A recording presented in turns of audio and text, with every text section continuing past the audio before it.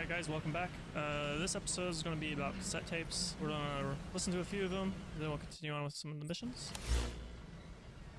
We got a lot of cassette tapes left. I think it said something like 39. Yep, 39. So, let's get caught up. And we got music, but we won't be listening to music. You were hospitalized in Dhekelia, a British sovereign base area on Cyprus. It's part of British overseas territory that falls outside of Cypriot jurisdiction. You got moved from Cuba's Little America right into Cyprus's Little Britain. Why Dhekelia? The UK and the US remain close allies. The last place Cypher would think to look for you is inside their own system. That's what kept you safe in British military hospital for 9 years. The safest place from a whale is inside its own belly. You were a regular Geppetto. Well, it wasn't Pinocchio who led me out to safety. So who was that guy? Cypher went so far as to attack British territory, burning their own ally. That's how badly they wanted you dead. He said I was in a British military hospital. But the doctor had a Greek accent. They hire locally. Easier to trust them. Dhekelia is also home to Greek Cypriots, after all. What about the Turks? They haven't returned to the south. Not yet. The Cyprus dispute is still a long way from resolved. The country is just as split as it was in '74. Turkish Cypriots in the north, Greek Cypriots in the south. Between them, the Green Line, the UN established. And Dhekelia sits right on top of it. It does. Part of the buffer zone between the two groups. Another reason it was the perfect place to hide you. Easy to spot any outsiders snooping around. So how do things stand? Now, last year, the Turks declared that the Turkish Republic of Northern Cyprus is an independent state, though it's only Turkey that recognizes it.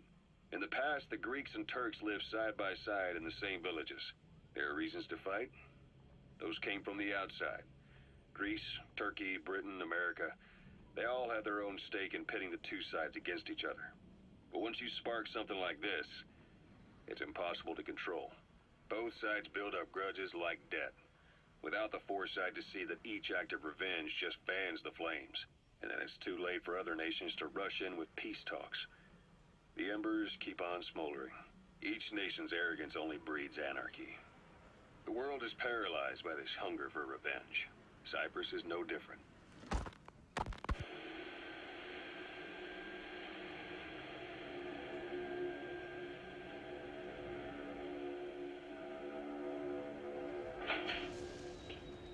You're up. We're changing ships? We can't go sailing the Suez in a whaler. The Suez Canal. When did they reopen it? Not long after you were attacked. Once they finished sweeping it for mines after the Arab-Israeli conflict. Can you stand? We're going to transfer to a container ship for passage through the Suez. Our destination is Pakistan, Afghanistan's neighbor to the south. There we disembark and head via Peshawar to the Zero Line, the border. We'll travel to the Khyber Pass by road. And then? We continue on horseback. Afghanistan's main roads are under Soviet control. We'll need to go around them. It'll be all narrow, winding paths through the mountains. We'll do better on horseback. It's a local guerrilla tactic. They use the higher ridges to avoid air recons. Then they charge down the mountains for ambushes. The Soviets still haven't devised a counter-strategy. Our time frame is only half as much as we really need. It's gonna be a tough march. Better horses than boats. Well, it'll make for good physiotherapy. Take the time to get used to that new arm. While the Soviets have indicated they are not participating in the Los Angeles Olympics, primarily because the United States has made no attempt to guarantee the safety of the Soviet Union's athletes, the United States is increasingly demonstrating the belief that the issue has nothing to do with its preparations, and in fact this is retaliation for the Western nations' boycott of the previous Moscow Olympics. That concludes today's news. That's quite some news. The Soviet Union not attending the LA Olympics? Yeah. Andropov's death has changed some things. They're calling it revenge for the Western boycott of the Moscow Olympics. Countries boycotted the Moscow Olympics? Yes. In protest of the Soviet Union's invasion of Afghanistan. Over 50 countries were absent. It's too bad I didn't get to see Yamashita's judo. When the 40th Army crossed the Amu River 4 years ago, détente went right out the window. The U.S. Congress chose not to ratify SALT II, and Reagan's hardline politics won him the presidency in a landslide. According to him, the Soviet Union's an evil empire. The Second Cold War. And there's been no end to regional conflicts and civil wars. Lebanon, the Falklands, Grenada, Iran, Iraq. The story never changes. Egypt and Israel did sign a peace treaty. But then the driving force on the Egyptian side, President Sadat, was assassinated afterward.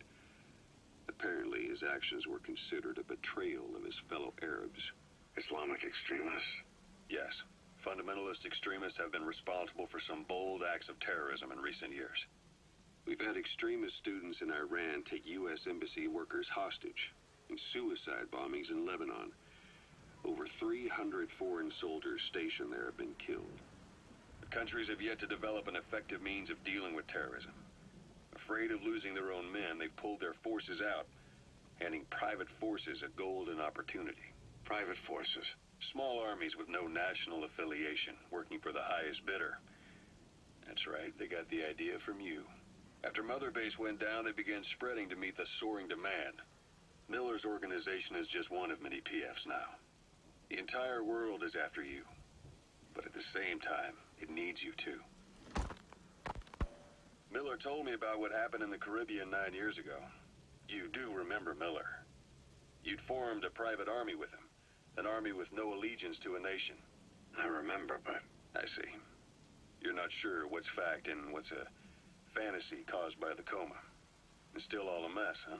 All I can do is tell you the facts as they were told to me. I've gone easy on you up until now, but this is where the hard stuff begins. 1974, the year before you entered your coma.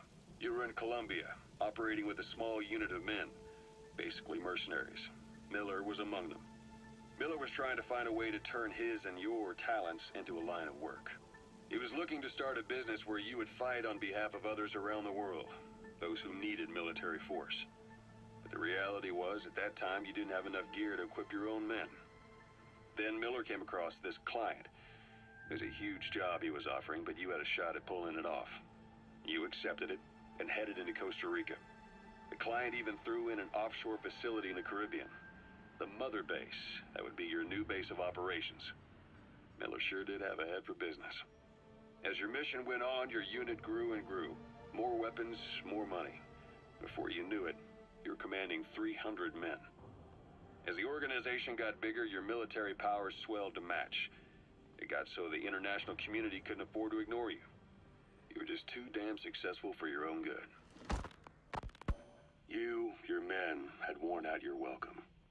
Everyone was out for you. East, West, First World, Third. It was only a matter of time before someone took you down. And that was XOF. Officially, they're an anti-terror unit under the CIA. In reality, they're Cypher's private strike force.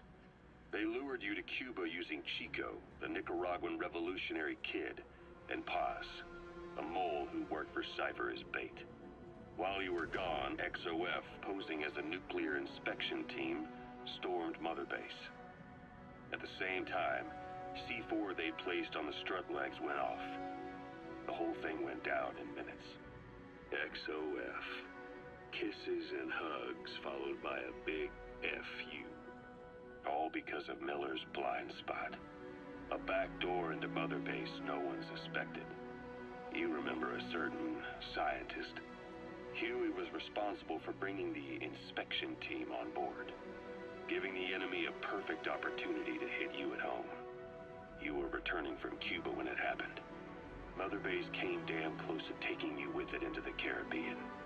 Those of your men out on assignment returned right away. They refused to believe the wreckage in the water they found was Mother Base. But they checked the coordinates again and again, until reality finally settled in. You were supposed to die that day. That was XOF's primary objective. As far as most folks know, you did. The first doctor to see you wasn't even sure what he was looking at. Before they'd even finished operating, your men moved you to that hospital in Cyprus. It was a woman named Eva who arranged that. Rings a bell, hmm? Most men in your condition would have been written off right from the start. But you survived. You went straight down to hell, and they pulled you out. Your eye wide open. Full of venom. The days of naked Snake are long gone. Welcome back, Venom Snake. This world still needs you. Here, Snake, try this on. A prosthetic arm. Yeah, Miller was calling it the arm that wasn't there. The physiotherapy's going well. Your arm's bulked up enough for it to fit. There. Perfect. A little time with it, and it'll work better than the real thing. What do you think? Huh. I can still feel my real arm. Well, you better get used to this one quick. You have any pain? Every now and then. Where? My fingertips. My left fingertips. Sounds like phantom pain. Your brain still remembers your old hand. Yeah. What about your vision? Can you see okay? Yeah, at the moment. Now, the shrapnel in your skull is pressing on your optic nerve. I'm told any hard impact could have an effect on your visual cortex. Yeah. The doctor mentioned that.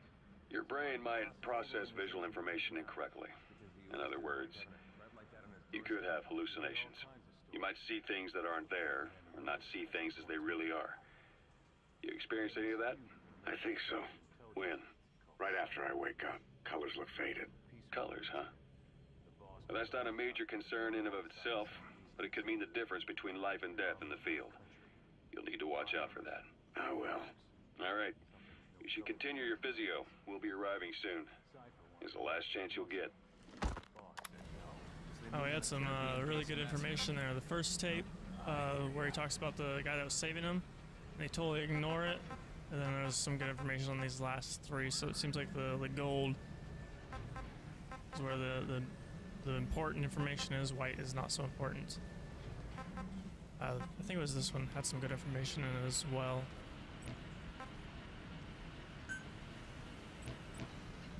Let's see if I can actually step back a bit further because those guys were talking. Kind of interrupted some of the cassette tapes there. Ocelot. I hear they started calling you Shalashaska in Afghanistan. What's that about? You know the term Sharashka? It's slang for a suspicious, hastily thrown together organization. The word became associated with a type of forced labor facility in the Soviet Gulag system. OKB scientists and engineers who'd been convicted of crimes were sent to a Sharashka for forced R&D. The Sharashkas were supervised by Lavrenti Beria of the NKVD, the secret police, under the official name 4th Special Department. Forced research? That's not very different from what we do here.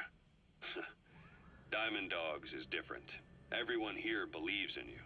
Regardless of where they came from or why they're here, they revere you. And they're fighting because it was their choice. And if it wasn't, they'd leave? Who knows? That's our reality here, whether it's real or not. If there's another truth, I don't want to know it. All that matters is that's the concept that's taken shape in their heads. The traces of a group ideology, our superstructure, to put it in Marxist terms. All right. Go on. Right. So anyway, at some point the enemy started calling me Sharashka. This was after the war in Afghanistan broke out. While I was keeping an eye on you in that hospital, I was also heading up interrogations here. The men I broke gave up their comrades and families, everything they wanted to protect them most. No real cause for it. I just let myself get caught up in the old Russian pride. And suddenly I received the honor of becoming Special Interrogation Advisor to the forced labor camps. But the more men I interrogated, the more people saw me as just that, the interrogator. It helped cover my real objective of keeping you safe. You went that far for me? Far enough to keep you alive. I ended up being pretty well known among the Afghan guerrillas. Some of them would have seen me on the battlefield, and that's how I got the second half of the name. Shashka.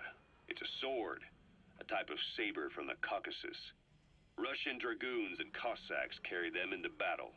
Now, the Russian Empire had a general by the name of Fyodor Arturovich Keller.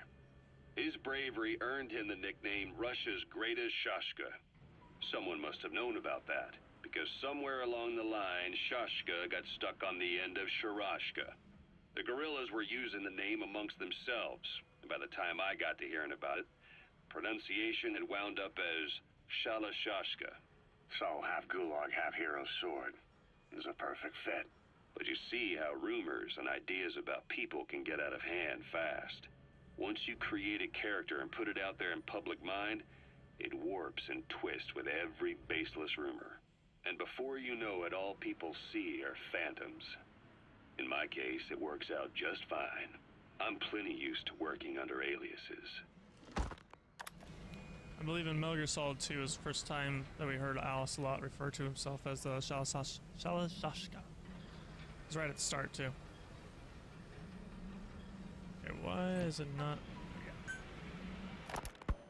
So SALT 2 still hasn't gone into effect. That treaty was drawn up to limit not just the size of the U.S. and Soviet Union's nuclear arsenals, but also their delivery systems. The whole deal. Just when we thought all those years of negotiations had paid off, somebody decides to invade Afghanistan. The timing couldn't have been worse. The president was in the middle of the SALT 2 talks back then. You mean while you were busy trying to stop Peace Walker? I heard. President Ford was meeting with the General Secretary in Vladivostok. In his absence, the political brass in America detected what they didn't realize was false nuclear launch data from Peace Walker, and were on the verge of ordering a retaliatory nuclear strike. Coleman's big idea? Humans are incapable of destroying themselves.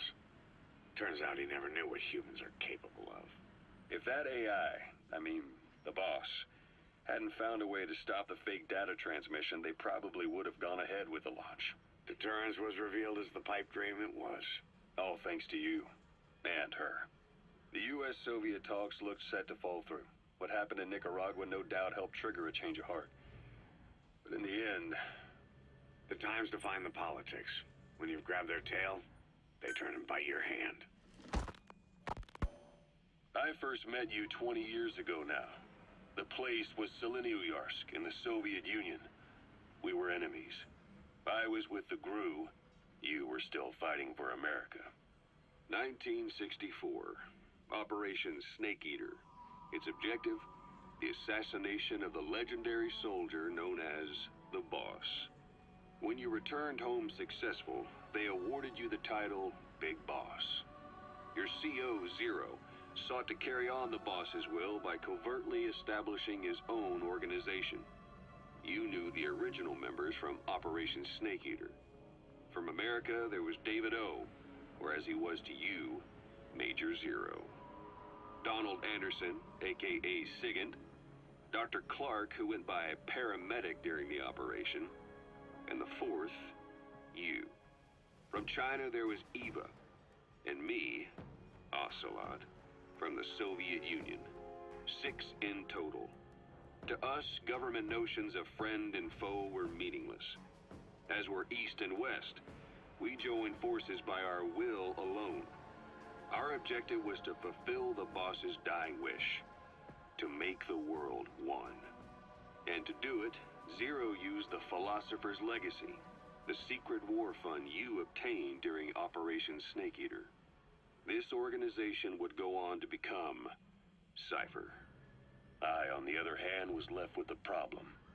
You only recovered half of the legacy. I had to locate the other half myself. When I found the funds, I passed them on to Zero, just as you wanted. I still trusted him in those days. We thought what he was doing was the boss's will. Until he started that one project. Les enfants terribles. Zero called in. You parted ways. As did Eva, leaving only Anderson and Clark still with him. I maintained limited contact. Although, truth be told, we were just keeping tabs on one another. The reason was always you. After you returned to the Army and created Foxhound, you left America. For a time, even I'd lost track of you. I'd imagine Zero did too. You always were the best when it came to hide and seek. Zero created Cypher, an information network to tap into every corner of the globe. Woven together, Cypher's arteries make the world just one big organism. And that's not all.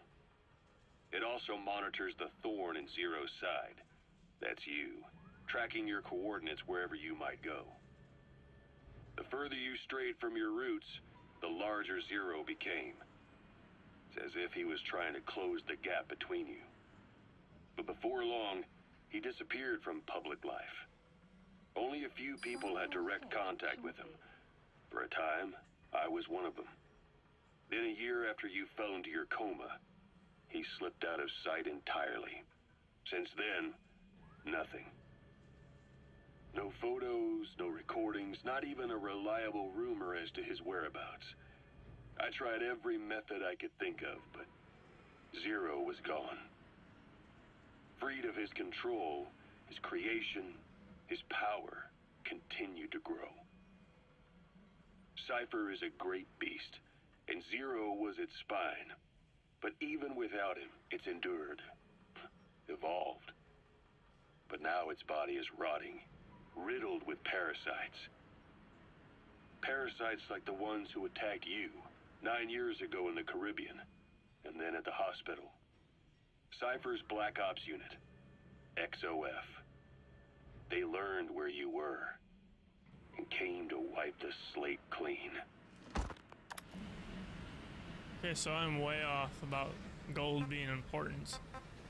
This is all good information as well. Salt was about the Peace Walker video game and having a deterrent for if one country, in this case Russia, launching nukes to United States would launch them back, saying that there's no real deterrent stopping one nation shooting another.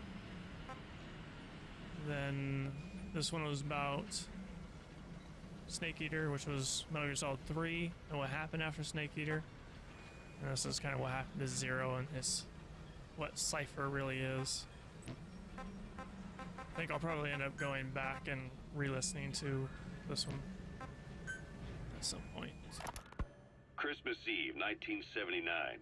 The Soviet Union rolled into Afghanistan.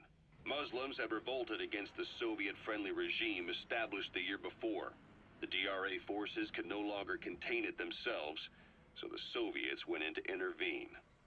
The Afghan government was powerless and fraught with infighting. They lost the hearts and minds of the people, and that alarmed the Soviet leadership.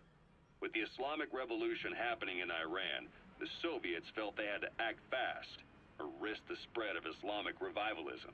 A superpower, sending a motorized rifle division against men on horseback with antique rifles.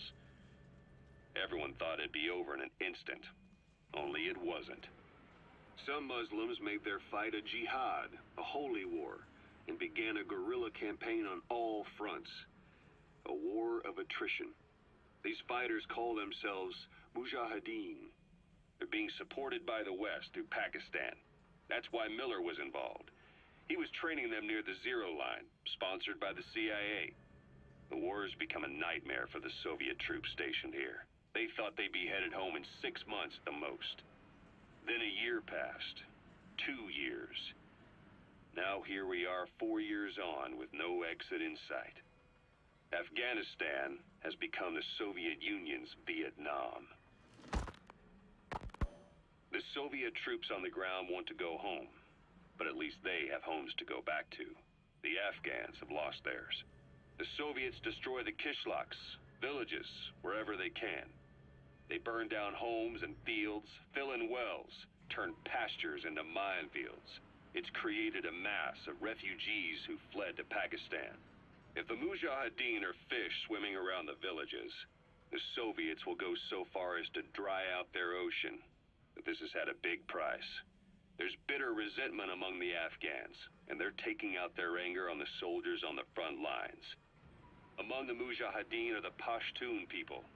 They're fiercely devoted to their code of Badal, or revenge. Soviets they've captured have had their hands, feet, and noses cut off before being left to die at the side of the road, just to show their comrades what they're capable of. Friendlies who come across them can do nothing but put them out of their misery. Then they burn down another village in retaliation. And the cycle of vengeance goes on.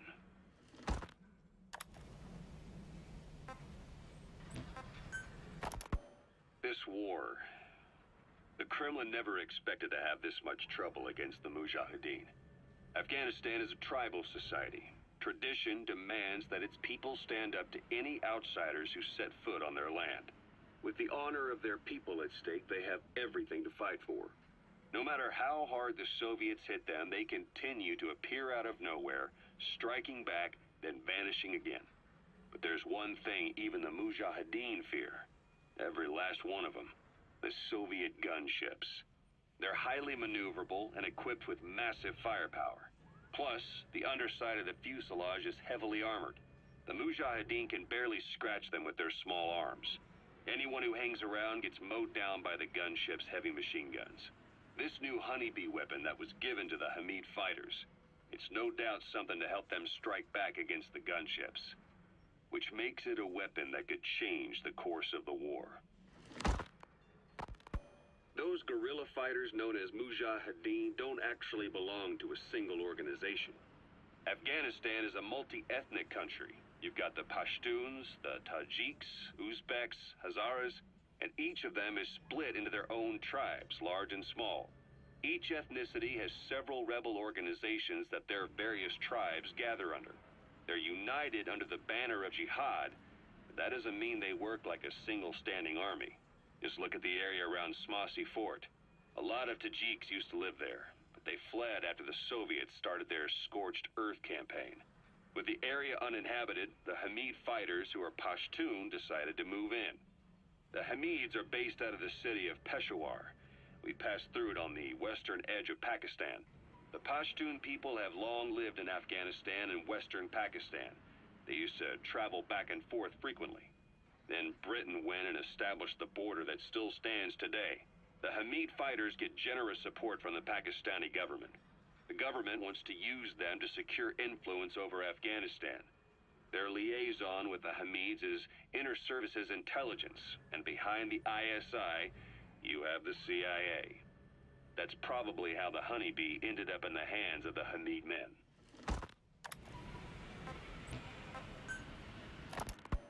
Kaz, what about the unit that attacked us in the mist? You knew something about them. That wasn't my first run-in with them. It happened right before I was captured by the Soviets. We were on the zero line that day, the Afghan side, on our way back from training the Mujahideen at a mountain camp in Kunar province. There's a lot of that work in Afghanistan. Most PFs shy away from it because it draws too much attention. But for us, that was the whole point. The job itself went great. We just had to make it back to a tribal area in Pakistan. But all of a sudden, visibility got real bad. It was no sandstorm. Our point man gave the strange report. He said he could see skulls in the mist. Skulls? The next moment, he went silent. We scrambled into formation, right before his arms and legs came raining down on us. It was always supposed to be a dangerous mission, so I had Diamond Dog's very best with me. We were calling out to each other. But one by one, the voices just went dead. Whatever happened to me, I lost consciousness before I knew it. When I came to, I was in a Soviet camp, tied to an interrogation chair. Could they be some new Spetsnaz unit? No. The ones that interrogated me were just the average rank and file. Whatever group attacked us, the way they moved was just insane. And that mist, appearing out of nowhere. The Soviets don't have tech like that. If they did, Ocelot would have heard about it. I doubt the West does either. Otherwise, the folks at Langley would be sleeping a lot easier. Why'd they come after you? Wish I knew. I'm the only one who survived. Though I don't think they planned it that way. If I was their target, they wouldn't have just handed me over to the 40th Army. Whatever the case, we need to watch our step until we know who they really are. And boss, if you ever do run into them again, don't try to take them on. You just get the hell out of there. When I first started dealing with Zero, with Cypher, it was a somewhat parasitic relationship, though a mutually beneficial one. Cypher had no army of their own, so they wanted us. They wanted our strength. They approached me as a potential business partner. But they had other motives. Cypher coaxed us into Central America, into that US-Soviet proxy war, to fuel Mother Base's growth. Once we were big enough, they'd force us to join them. That was the plan. That's why they had Paz, still Zeke. Right.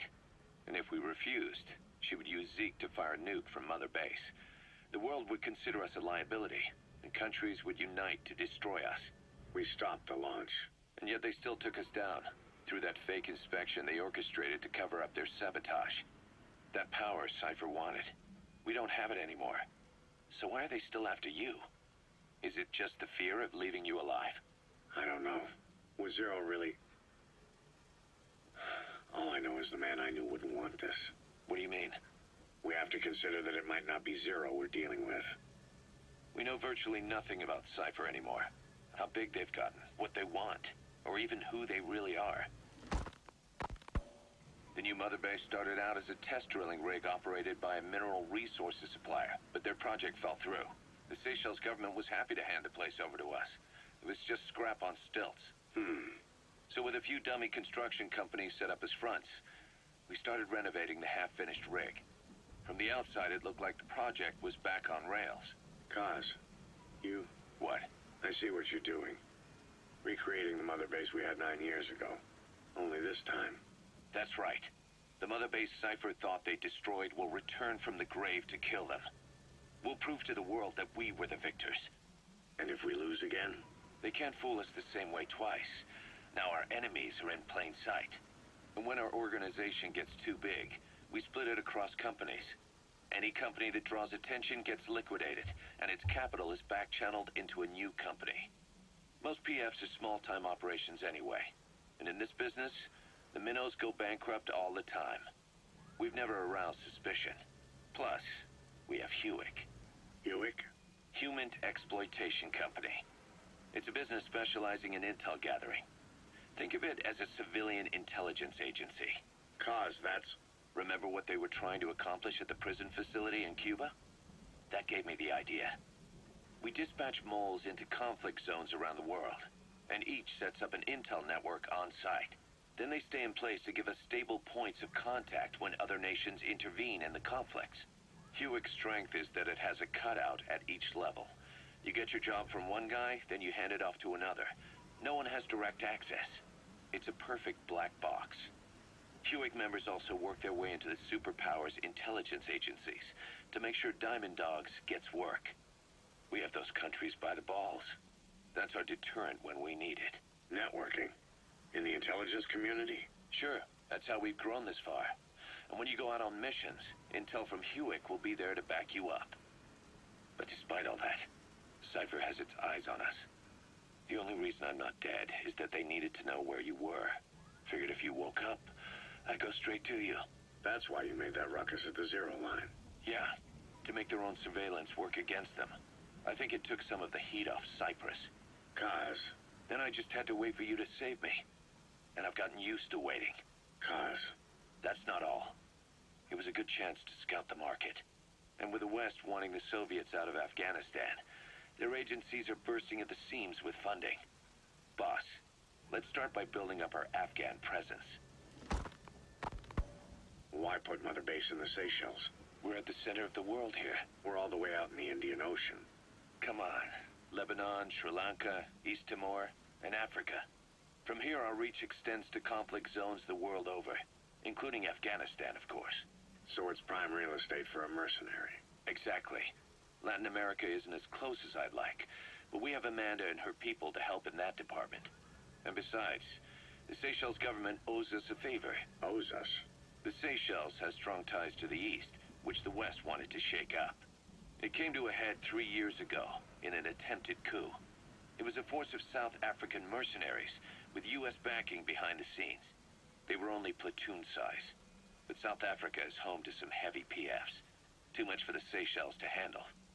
In the end, they accepted help from the Tanzanian army and quelled the coup. We set up the deal and handled on-site tactical instruction. That led to some training work for the Seychelles military. And when we put down a mutiny within their forces, well, we made a lot of people happy. They don't pay us. They just let us have a piece of their offshore territory on the promise we'll come running if something else happens. So we're bodyguards, too. It's a good setup. We can only take Mother Base so far here. We'll have to find somewhere else when this place starts getting big. Aren't you being a little hasty? Nothing hasty about it. You're back with us now. So, Kaz, the ship that took us from Cyprus, it used to be a whaler.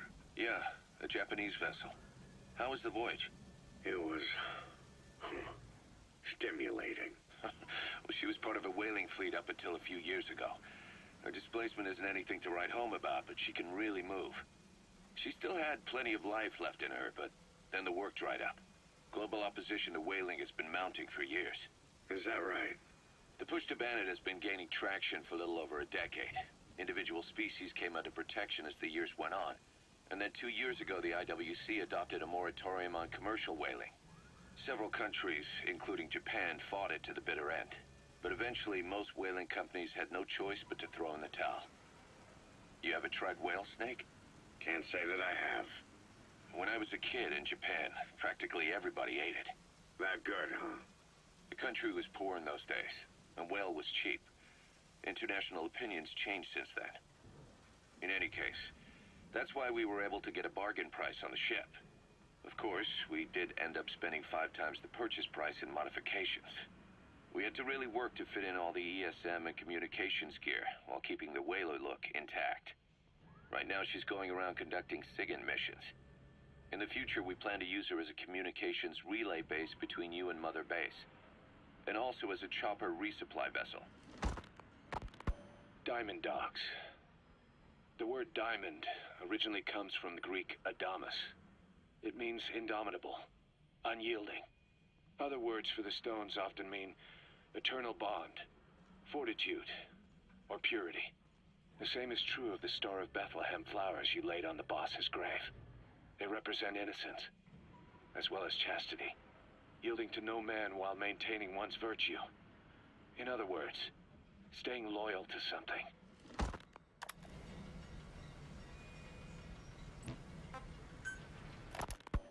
Ocelot said the number of private forces is increasing, and they've modeled themselves after us.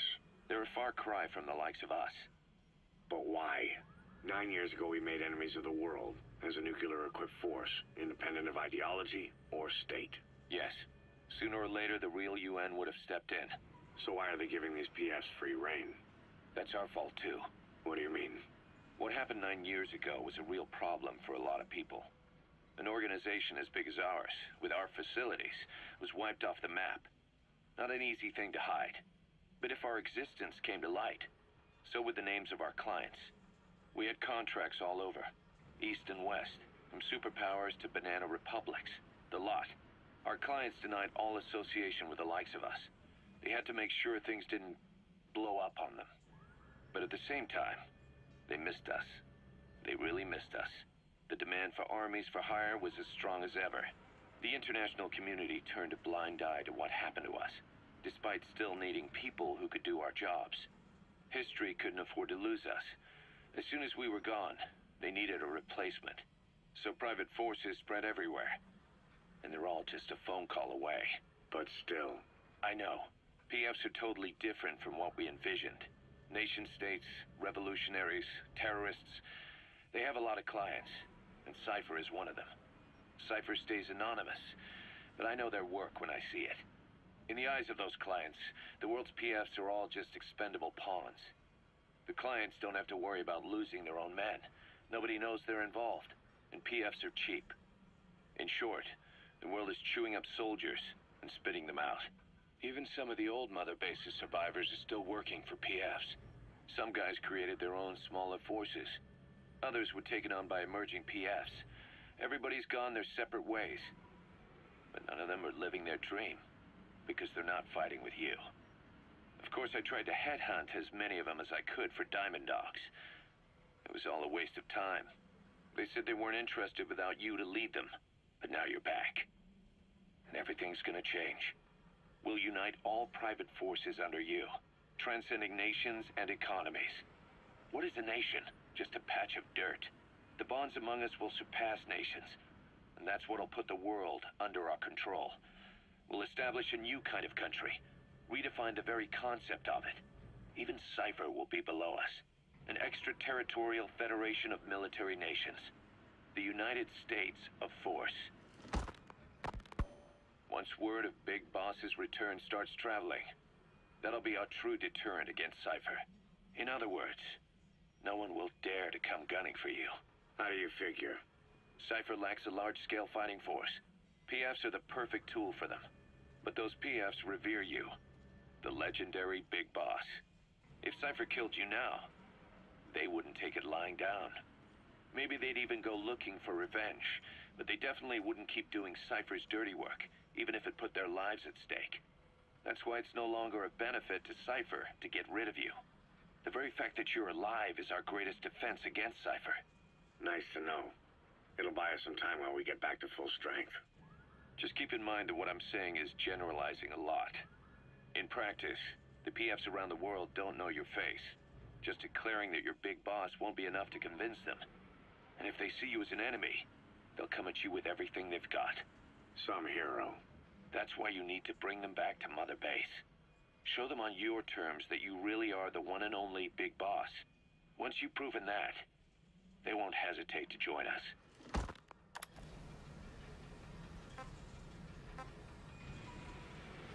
Good stuff there too. You can tell where Kaz and Big Boss really think they're doing something good, but then end up being, in later games, being the bad guys because they just want to be kind of world leaders in essence. And I think it was Cypher's will. They mentioned Zeke, which Zeke was kind of the Metal Gear you created in Peace Walker, or Big Boss. Snake, do you remember Amanda? Yeah, I do. Their revolution was a success. Somoza resigned, and Nicaragua has a new government. Amanda's really working hard for her country to be reborn. Good for them. She says she wishes Chico could be there. That revolution was the dream. For Amanda, for Chico, and their father. That chopper was no place for Chico to die. I'd like to at least think history will remember his part in the revolution. When you pick up a gun, there's always a chance you'll die for nothing. He knew that as well as the rest. Now that he's gone, it's up to the rest of us to decide what it was all worth. If we don't, there's nothing to prove that Chico ever lived at all. We're his mark on the world. Amanda told us that Strangelove contacted her after the revolutionaries came to power in Nicaragua. Strangelove, the AI researcher from Mother Base? I remember her. We'd lost touch with her, till Amanda heard from her out of the blue. She told Amanda she wanted to salvage Peace Walker's drive parts, or something from the bottom of Lake Nicaragua. Amanda passed the request on to her friends in the new administration. She's a national hero now, after all. So Strangelove got a Soviet military aircraft to transport something to somewhere. But apparently the cargo wasn't big enough to have been Peace Walker itself. So what was it? Who knows? We recovered Peace Walker's nuclear warhead ourselves 9 years ago. What could Strangelove have been after? Amanda said she didn't mention what her reason was or where she was headed. Nicaragua is a socialist state now. And with Amanda vouching for her, the government didn't feel the need to concern itself with the details. All Strangelove told Amanda was that she was going to continue her research, and that the rest was a secret. Right before the attack, Huey was in the control tower to prepare for the inspectors. He was with them when it all went down. The control tower collapsed with the rest of it strut. His body was never recovered, but he was the one who met the inspection party when they arrived. And he was the one who showed the nuclear inspectors to the tower. You remember the way it went. First he recommends we agree to the inspection, then he gives them the okay without our permission, all the time acting as if he was doing us a favor. On top of that, he even had the guards disarmed that day. It would send the wrong message, he said. Whatever the angle, it all leads back to Huey. I curse my own stupidity for not realizing sooner. Huey escaped with that unit by chopper. I've been hunting him for 9 long years. The other reason I was operating around Afghanistan was to dig up his location. Huey's in Afghanistan? Yes, and I have a good idea where. Now we just wait for the right moment. This time, we'll be the ones using him. He's going to tell us who our guests really were that used a fake nuclear inspection to blast our home into the ocean. Wow. Wow. Okay, so for those that haven't played Peace Walker, if you have, skip this. If you haven't, Chico is Amanda's little brother. Chico died in Ground Zero. but he had nothing. He wanted to be in the military, but Amanda always treated him like a child. He ended up getting the respect, so he ended up shooting, killing some people in Peace Walker. That's pretty much all that amounted to, was he was just a character. Strangelove, she was a scientist that worked on the Peace Walker project. She was the one that created the AI for Peace Walker, the AI being the boss. She loved the boss, so she wanted to recreate the boss as the AI to find out why she really died. Chances are what she was salvaging at the end was the AI core, because she went to continue her research to make the boss come to life, which she basically did. She, at the end of Peace Walker, she sacrificed herself. The boss sacrificed herself, just like she did in Metal Gear Solid 3. She sacrificed herself there as well. Huey is Otacon's dad. I really find it hard to believe that he's the one that sold them out, mainly because Otacon's an amazing character. So I'm basing a lot of it on that. I don't know much about Huey. Huey was in Peace Walker. He walked Big Boss through a lot of the mission, just like Otacon would. He was on their codex and everything. So just to find him being the guy that backstabbed everyone seems out of character. Telling them to put the guns down because it doesn't give a good appearance sounds like something Otacon or Huey would say. So I'm kind of giving them the benefit of the doubt right now. I could be proven wrong though. We'll see. We're almost done. One more cassette tape. Snake, I wanted to ask you about the man on fire. What do you remember from the hospital? Anything we can use? Well, he took off the moment the sprinklers started up. Sprinklers? The fire system? And when he got sprayed with water from the burst pipe, it slowed him down. When we escaped on horseback, he wouldn't cross the river either. And then it started to rain. And he disappeared. Water against fire. Is it that simple? I mean, it makes sense. It's just hard to believe it would work on a guy like that. Man on Fire is probably, what's his name? Vulcan? I think that's his name. He was the boss in Metal Gear Solid 3. That's towards the end. I said it in, I think, part 1 or part 2, that he had all the bullets in his chest and his skull from when they went off, because he got hit by lightning. That might give him the superpowers that he has now, obviously. But that's all the cassette tapes we have. We have music, but we're not going to go over that. I'm going to try to do a better job at going over each cassette tape as I get them. Probably at the start of every mission or the end of every mission. I haven't decided yet. We'll probably figure that out next time. But from this point on, we're going to do some gameplay. So I'll see you in the next episode. Thanks for watching.